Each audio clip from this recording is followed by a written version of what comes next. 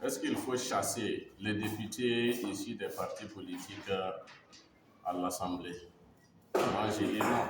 Parce que ces députés qui sont des représentants des partis politiques à l'AET actuellement, c'est vrai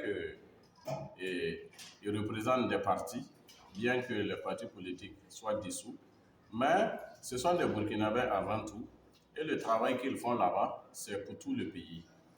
Et ils contribuent efficacement au bon fonctionnement et à l'adoption de beaucoup de lois à l'Assemblée. Et si c'est la redevabilité que vous voulez parler, je pense qu'à ce niveau, c'est un peu le talon d'Achille de notre Assemblée actuelle. Il y a beaucoup de représentants d'entités à l'Assemblée qui sont un peu coupés de leur base. Il n'y a plus de redevabilité. Bon, ceux pour qui ils sont à l'Assemblée ne savent pas qu'est-ce qu'ils font là-bas. Et bon, c'est un peu décevant et c'est vraiment un aspect qu'il faudra beaucoup améliorer. De sorte que, si vous représentez la communauté des éleveurs, que vous tenez au moins des sessions de redevabilité pour expliquer aux éleveurs ce que vous faites là-bas à l'Assemblée. Si vous représentez les footballeurs à l'Assemblée, que vous tenez des réunions périodiques avec ces footballeurs-là pour leur expliquer ce que vous faites à l'Assemblée.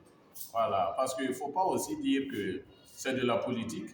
C'est la politique politicienne que la population dans son entièreté, a commencé par le camarade président, le capitaine Ibrahim Traoré, rejette, parce que nous ne voulons plus de la politique politicienne. Nous voulons des hommes politiques capables d'impulser le développement. Et ces députés qui sont là-bas doivent incarner cette aspiration-là. Voilà, donc ça me tient vraiment à cœur et je l'exprime en tant que citoyen. Si périodiquement, nos députés peuvent revenir nous faire le point de ce qui se passe à l'Assemblée.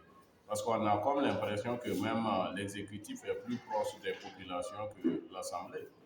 Ce qui devait, à mon sens, être totalement le contraire.